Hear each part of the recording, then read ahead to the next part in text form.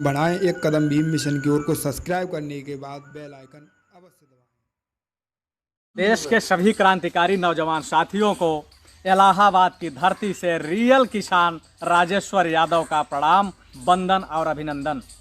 मेरे नौजवान साथियों, आज हमारे बीच में बिहार की धरती से चलकर जो कि दूसरे अरस्तु के रूप में जाने जाते हैं, चंद्रभानु जी आज हमारे आवास पर आए हैं और हम इनसे बिहार की जो चुनाव हुआ है, बिहार के चुनाव में कितनी धांधली हुई है, बिहार के चुनाव में कितनी लफाजी हुई है, बिहार के चुनाव में कितनी सेटिंग हुई है, उस पर हम विशेष चर्चा करेंगे। लेकिन आप लोगों से मेरा निवेदन है कि आप लोग इस वीडियो को शेयर करते जाएं, लोगों में जोड़ते जाएं, इनवाइट करते जाएं, क्योंकि हम चंद्रभानु जी से जानना चाहेंगे कि बिहार के अंदर जो चुनाव हुआ है उस चुनाव में कितनी बड़े पैमाने पर धांधली हुई है। धांधली इसलिए हुई है कि आप लोगों ने देखा होगा कि तेजस्वी यादव का जहां भी रैली होती थी उस रैली में हजारों नहीं लाखों की भीड़ होती थी और वहीं पे भाजपा के जो कि प्रधानमंत्री हैं इस समय पूरे देश के, भाजपा के एक महान लीडर हैं, जो सरकार चल रही है वह भाजपा सरकार से नहीं जानी जाती बल्कि मोदी सरकार के नाम से जानी जाती है। लेकिन बिहार में मोदी की रैली में हजारों की भी भीड़ नहीं हो पाती थी, लेकिन उसके बावजूद भी ये लोग इतनी लफाजी करके, बेईमानी करके, ईवीएम सेटिंग करके जो है आज वहाँ सरकार पूर्ण बहुमत में आ चुकी है। चंद्रभानु जी, आप बिहार की धरती से हैं, बिहार से जुड़े हुए हैं। आपने देखा होगा कि जब लॉकडाउन नहीं हुआ था उसके पहले से सुशासन बाबू की सरकार जो चल रही थी, एक प्रोपोगंडा रचा जा रहा था कि पूरा कि देश के बिहार के अंदर जंगल राज है, बिहार के लोग मजदूर हैं। लेकिन 15 साल तक सुशासन बाबू की सरकार रही, यानी नीतीश कुमार की सरकार रही, कुर्सी कुमार की सरकार रही, पलटू राम की सरकार रही। यानी कि अगर उनके नाम की पर्यायवाची शब्द अगर आप बोलना शुरू कर देंगे तो शायद उसका इति नहीं होगा, अंत नहीं होगा। तो मैं ये जानना चाहता हूँ कि आखिर तेजस्वी की रैली में इतनी बड़ी भीड़ होती थी, लेकिन उसके बावजूद भी जब जो चुनाव का परिणाम आया, चुनाव का रिजल्ट आया, यह एक अलग कैसे आया? जी, आप सिर्फ 2020 के चुनाव को नहीं देखिए, इसके पहले भी जितने चुनाव हुए थे उसमें लालू यादव का जो भीड़ होता था वो नीतीश कुमार से 100 गुना ज़्यादा होता था। अगर दुगना भी भीड़ होता है तो इसका मतलब होता है कि आधे भीड़ वाले को 0 सीट मिलेगा और दुगने भीड़ को सारी सीटें मिल जाएंगी। और यहाँ तो 100 गुनी ज़्यादा भीड़ थी। नीतीश कुमार को देखने के लिए 100 आदमी जुटते थे, मैं झूठ नहीं कहूँगा। 100 आदमी आते थे, उसके हेलीकॉप्टर जब उतरता था तो तेजस्वी को लाखों आदमी आते थे, लेकिन नीतीश कुमार को भी 100 आदमी आता था। उसमें से भी 100 में तो जो ये तो 90 आदमी जो है नीतीश कुमार को गाली देने आते थे। उसके अधिकांश सभाओं के वीडियो मौजूद हैं जहाँ पर पब्लिक उसके मुंह के सामने उसको गाली दे रही है, माँ की बहन की गाली दे रही है। नीतीश कुमार जो है अभी नहीं, 2020 में नहीं, बल्कि इसके पहले 3 चुनाव और जीते थे, 2005, 2010, 2015। ये सारे के सारे चुनाव जो हैं घपला करके जीते गए हैं। अभी अब जब ये जो है, जो दुश्मन मीडिया जो है हमको बोलती है जंगल राज था। अरे हमारी जीती हुई हमारे राष्ट्रीय जनता दल ने पूरी तरह जीत लिया था, यानी कि दुश्मन मीडिया भी मजबूर होकर उसको जीता हुआ दिखा रहा था एग्जिट पोल में। जीती हुई विजय को छीन लिया गया, इससे बड़ा जंगल राज क्या हो सकता है?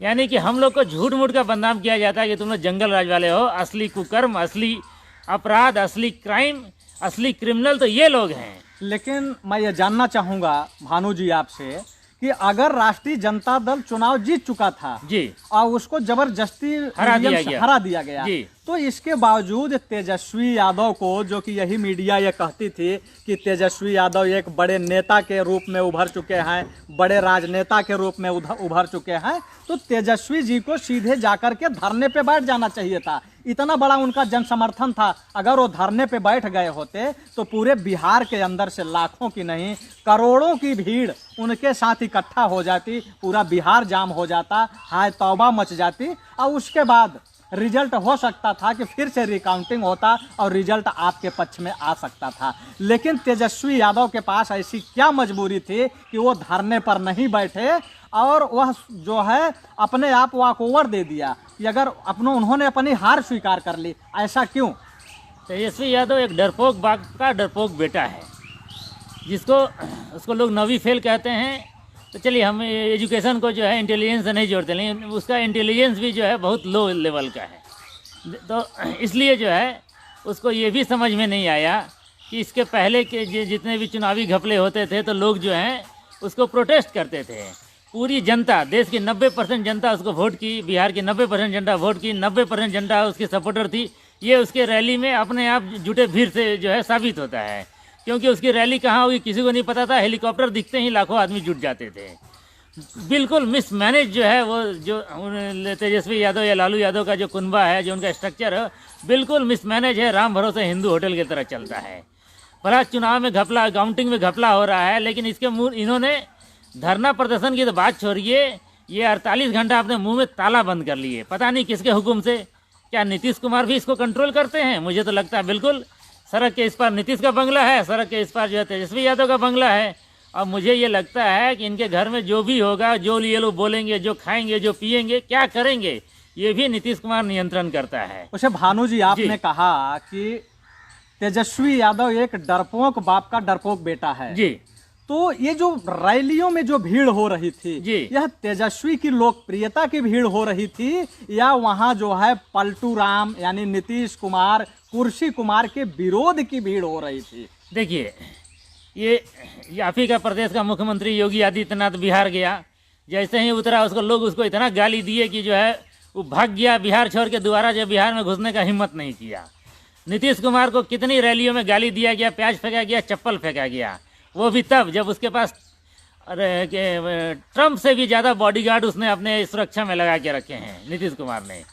तो लोग जो हैं भाजपा से और ये बिहार में नीतीश कुमार से बहुत ज़्यादा खफा हैं, बहुत ज़्यादा गुस्सा हैं, और उनको जो है ये लालू या लालू का लाल जो है एक विकल्प के रूप में दिखता है।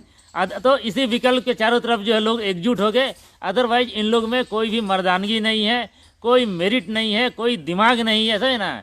ये बस समझ करते हैं विकल्पहीनता के अभाव में जो है एक विकल्प है ये।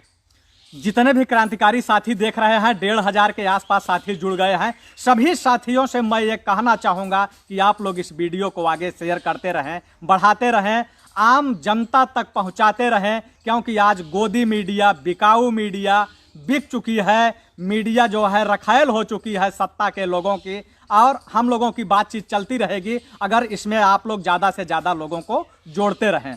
तो भानु जी, जैसे कि अब लगातार ये कहा जा रहा है कि जो ओवैसी है, ओवैसी अगर बिहार से चुनाव नहीं लड़ा होता तो हो सकता है कि आरजेडी जीत जाती। लेकिन मेरे कहने का मतलब यह है कि ओवैसी जो है वह तो भाजपा का पूरी तरीके से एजेंट है, लेकिन ओवैसी की जो सीटें जिताई गई हैं, तमाम लोग ये कह रहे हैं कि ओवैसी को ईवीएम से ही जिताया गया है, ताकि ये लोगों को लगे कि ईवीएम अगर सेटिंग था तो ओवैसी कैसे जीत गया। तो क्या ये बात सत्य है? ईवीएम सेटिंग जो है बहुत पहले से होते आ रहा है। 2014 लोकसभा चुनाव में हुआ, 2019 लोकसभा चुनाव में हुआ, 2017 यूपी विधानसभा चुनाव में हुआ। उसके पहले भी हो रहा होगा, मुझे उसका ठीक से ज्ञान नहीं है, लेकिन इसमें बिल्कुल सत्य है। तो ईवीएम से वो घपला करते हैं तो उनको लगता है कि नहीं, ये जो भारत है 138 करोड़ लोग हैं, यहाँ सब चूतिए नहीं हैं, कुछ बुद्धिमान हैं। तो उनको जो है बरगलाने के लिए जो है कुछ इस तरह की सेटिंग की जाती है कि ईवीएम घोटाला का बहाना को तैयार किया जा सके। तो ओवैसी जो है एक बहाना है। अब देखिएगा 2017 विधानसभा चुनाव के बाद मायावती जो है अपने मुंह से एक बार बोल दी कि ईवीएम में घपला हुआ होगा। सिर्फ इसी बात को लेके जो है भाजपा ने उसके साथ जो है अंदरूनी सेटिंग किया, और 2019 लोकसभा चुनाव में जिस मायावती की भीड़ जो है एक समियाने के बराबर भी नहीं होती थी, उसको समाजवादी पार्टी से दुगनी सीटें जो है ईवीएम घोटाला करके दी गई, ताकि मायावती जो है चुप रहे। यानी मायावती को ईवीएम के मामले में चुप रहने के लिए जो है 10 सीट की घूस दी गई, या सपा के मुकाबले दुगनी सीटें दी गई। तो भानु जी, जैसे कि ईवीएम सेटिंग की बात आती है जी, तो ईवीएम सेटिंग से जैसे आपने कहा कि बिहार हरा दिया गया, ईवीएम सेटिंग करके उपचुनाव जो है महाराष्ट्र में हुआ, जहां की वहां के लोग ये कहते थे कि ज़्यादा से ज़्यादा बीजेपी वहाँ 4 या 5 सीट जीत पाएगी, जी। लेकिन स्थिति ये हुई कि वहाँ बीजेपी 20 सीट के आसपास पहुँच चुकी है। जी। तो ईवीएम की जो बात कही जा रही है, लेकिन यही जब दिल्ली में चुनाव होता है केजरीवाल का, तो केजरीवाल दिल्ली में ये लोग ईवीएम सेटिंग क्यों नहीं करते? अरे बिहार में भी ईवीएम सेटिंग किए थे। ईवीएम सेटिंग कैसे होता है इसको आपको समझने की जरूरत है। ईवीएम सेटिंग में वोट का परसेंटेज को बढ़ा दिया जाता है, 4%, 5%, 8%, 10%। तो बिहार में भी जो है ईवीएम जितना मैक्सिमम पर सेट किया जा सकता था उतना मैक्सिमम पर सेट किया गया था। जैसे रेडियो का या स्पीकर का वॉल्यूम आप बढ़ाते हैं ना, उसी तरह वॉल्यूम बढ़ा दिया गया था।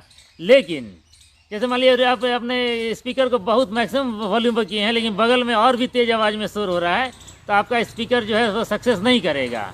तो बिहार में 90% लोगों ने, तेजस्वी की रैली की भीड़ जो ये बताती है कि बिहार के 90% लोग जो हैं वो लालू यादव गठबंधन के पक्ष में थे। तो उनके पक्ष में मैक्सिमम वोटिंग की गई। वहाँ पर जो है ईवीएम का सेटिंग भी काम नहीं किया गया, तब जाके काउंटिंग घोटाला किया गया, समझे। और मतलब कि मोटा मोटी जो है, जो उन्हीं की मीडिया है, भाजपा ही की मीडिया है, वो भी एग्जिट पोल में जो है तेजस्वी को विजयी दिखा दी थी। मतलब कि वो समझ गए थे कि अब हम हार चुके हैं, मान चुके हैं। लेकिन ये लोग जो है गफलत में सोते रहे और 3 दिन के अंदर नीतीश कुमार जो है काउंटिंग घोटाला करके जो है अपने आप को विजयी घोषित कर लिया। अच्छा भानु जी, मेरा ये जो है अपना विचार है, अपना सोच है कि भारतीय जनता पार्टी के लोग कुर्सी के लिए ये किस हद तक गिर जाते हैं, यह किसी से छुपा नहीं है। आप महाराष्ट्र में देख लीजिए, जब कोरोना में पूरे देश के लोग लॉकडाउन में कमरे में बंद थे, लोगों को कहा गया कि आप लोग कमरों से निकलिए मत, उस समय ये लोग जो है वहाँ कांग्रेस पार्टी को तोड़ करके अपनी सरकार बना लिए।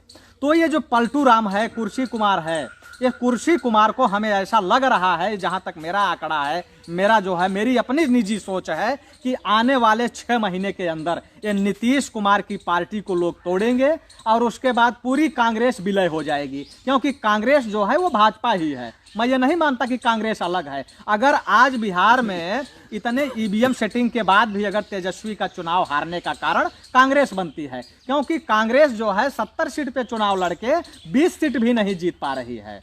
तो हमारे कहने का मतलब है कि इनके जितने भी विधायक हैं आने वाले समय में वो भाजपा में चले जाएंगे और जेडीयू भी टूटेगी और जो मुख्यमंत्री होगा वो भारतीय जनता पार्टी का होगा। और पलटू राम ने जो कहा था कि ये हमारा अंतिम चुनाव है, हो सकता है कि ये उनका अंतिम चुनाव हो। तो अंतिम बार वो मुख्यमंत्री बने हों 2 महीने के लिए, 3 महीने के लिए, 6 महीने के लिए। तो इस पर आपका व्यू क्या है? आप एक आदमी को अंडर एस्टिमेट कर रहे हैं। आप मेरे बिहार के मुख्यमंत्री नीतीश कुमार को का अंडर एस्टिमेट कर रहे हैं, समझे। पूरे इंडिया में अमित शाह की दादागिरी चलती थी, लेकिन 2019 लोकसभा चुनाव के समय 2 सीटें जीते हुए नीतीश कुमार ने कितनी सीटें ली थी? तो अमित शाह से 17 सीटें ली थी। अमित शाह की 32 सीटें थी, जिसको में से उसको घट के 17 पे आना पड़ा था। यानी कि जीते हुई सीटों के बावजूद जो है उसने नीतीश कुमार को जो है 2 गुना 9 गुना ज़्यादा सीटें दी थी, ठीक है ना। तो अमित शाह और मोदी का भी बाप है नीतीश कुमार। कांग्रेस टूटेगी लेकिन बीजेपी नहीं तोड़ेगा, कांग्रेस को नीतीश कुमार खरीद लेगा। नहीं, आपके कहने का मतलब है कि नीतीश कुमार बहुत बड़ा राजनीतिक चाणक्य है, लेकिन मैं नीतीश कुमार को एक बहुत बड़ा राजनीतिक बेवकूफ़ मानता हूँ। राजनीतिक बेवकूफ़ का शब्द मुझे नहीं प्रयोग करना चाहिए था, लेकिन मैं इसलिए प्रयोग कर रहा हूँ कि अगर वह चंद्र मुख्यमंत्री बनने के लालच में अगर वह जेडीयू से पूर्व का गठबंधन अगर नहीं तोड़ता, तो आने वाले समय में मोदी जी के जगह हो सकता था कि प्रधानमंत्री देश का नीतीश कुमार होता। लेकिन नीतीश कुमार क्या बिहार की कुर्सी से ही ऐसा क्या लगाव है कि वो बिहार में ही सिमट के रह जाना चाहते हैं? देखिए, नीतीश कुमार की सभा में आज तक 100 आदमी नहीं जुटा है। वो एक तिकरमबाज आदमी है। तो उसके लिए बिहार देश का प्रधानमंत्री बनना संभव था कि नहीं था पता नहीं, लेकिन 2013 में उसने जो है ईमानदार कोशिश की थी। अगर आप 2013 के मैगजीन्स को, अखबार को पलटेंगे तो एनडीए के तरफ से नीतीश कुमार ही जो है वो मुख्यमंत्री पद के, प्रधानमंत्री पद के दावेदार हो रहे थे। आप समझिए कि 2014 में मोदी के जीतने के बाद नीतीश कुमार ने इस्तीफा दे दिया था डर के मारे, क्योंकि एनडीए से प्रधानमंत्री पद के 2 दावेदार थे, नीतीश कुमार और मोदी। और आखिर ये आदमी जो है जिसके सभा में 100 आदमी भी नहीं जुटता बिहार में, और बिहार के बाहर तो कोई इसका नाम ही नहीं जानता। ये देश का प्रधानमंत्री बनने के लिए कैसे जो है ये दावे कर रहा था। उसकी जड़ में था ईवीएम घोटाला। ईवीएम घोटाले का जनक जो है ये नीतीश कुमार है, जिसने टेक्नोलॉजी जो है एनडीए को ट्रांसफ़र की, बीजेपी को ट्रांसफ़र की थी और बदले में वो प्रधानमंत्री पद का मांग कर रहा था, जिसे मोदी के नेतृत्व में भाजपा के लोगों ने नहीं माना। और यही वजह है नीतीश कुमार और मोदी के दुश्मनी का। जब 2017 में जब नीतीश कुमार जो है क्या कहते हैं पलटी मार के लालू से गठबंधन तोड़ के नरेंद्र मोदी के साथ मिल भी गए थे, तो नरेंद्र मोदी ने उसको केंद्रीय मंत्रिमंडल में कोई जगह नहीं दी थी। जबकि ये पूरी तरह लग रहा था कि एक नीतीश कुमार का दुलरुआ है ललन सिंह और एक आरसीपी सिंह, ये दोनों केंद्रीय मंत्रिमंडल में जाएंगे, लेकिन इन लोगों को केंद्रीय मंत्रिमंडल में कोई जगह नहीं दी गई थी। यानी मोदी और नीतीश के बीच में भले ही वो अगर सामने जो है बड़ा मुस्कुरा के फोटो खिंचाएंगे, लेकिन दोनों एक दूसरे के पीठ में खंजर मारने के लिए हमेशा प्रयत्नशील रहते हैं। एक अंधभक्त आया हुआ है, महामूर्ख अंधभक्त आया हुआ है। वो कह रहा है कि टोटी चोर को बोल दीजिए कि वो ओवैसी से गठबंधन कर लेगा जी। तो यह अंधभक्त है, मोदी भक्त है, भाजपा भक्त है, आरएसएस भक्त है। तो गठबंधन से तो मैं जहां तक जानता हूं कि इनका ऐतिहासिक नाता रहा है, क्योंकि इन्होंने कुर्सी के लिए, इन्होंने सत्ता के लिए, इन्होंने अकबर से और जोधाबाई का भी गठबंधन करा दिया था। तमाम मुगलों से किया है, तमाम मुगलों से इन्होंने गठबंधन किया, इन्होंने अंग्रेजों से गठबंधन किया और यहाँ तक कि इन्होंने, आपने देखा होगा कि अखिलेश यादव से भी गठबंधन किया जी। तो ये इनका पुराना नाता है। और रही बात ओवैसी की, तो ओवैसी को छोड़िए, ओवैसी का गठबंधन भी इनका है। लेकिन मैं देखता हूँ कि ये तमाम अंधभक्त हैं जो ये लोभ में, लालच में, ये कभी शाहनवाज हुसैन से भी गठबंधन कर लिए हैं। आपने देखा होगा कि तमाम दामाद जो है इनके बैठे हुए हैं मुस्लिम, मुख्तार अब्बास नकवी बैठे हैं। तो ये गठबंधन की जो फिराक है, ये गठबंधन की फिराक इनकी आज की नहीं है, ये लगातार इनकी बहुत पुरानी है। लेकिन ये लोगों को बरगलाते हैं, लोगों को बेवकूफ़ बनाते हैं। लेकिन इनको अगर एक भी मुस्लिम अगर मिल जाता है ढंग का, तो शायद ये उससे रिश्ता कायम करने में पीछे नहीं हटते। तो मैं इन अंधभक्तों को ये बताना चाहता हूँ कि आज तक जो भी भांजे पैदा हुए हैं इनको मामू कहने वाले, वो हम लोगों के नहीं है, वो इन्हीं लोगों के हैं। इन लोगों ने जो जीजू कहते हैं शाहनवाज हुसैन को या मुख्तार अब्बास नकवी को, तो यही लोग कहते हैं, हम लोगों के यहाँ कोई नहीं कहता है। और मैं ये कहना चाहता हूँ कि आगे जब तक ईवीएम रहेगी, तो क्या यह ईवीएम जो है, ईवीएम के वजह से क्या लगातार इन लोगों को शिकस्त खानी पड़ती रहेगी? जी, आप ये सोचिए कि पूरे विश्व में कहीं ईवीएम नहीं है। अमेरिका में चुनाव हुए तो हमारी जो मीडिया है सबसे पहले काम क्या की कि जितनी फ़ोटो थी बैलेट में, वहाँ पर मतपत्रों के द्वारा, बैलेट के द्वारा, कागज़ के द्वारा वोटिंग हो रही थी, उन फ़ोटो को छिपाया गया मीडिया के द्वारा। यहाँ के लोग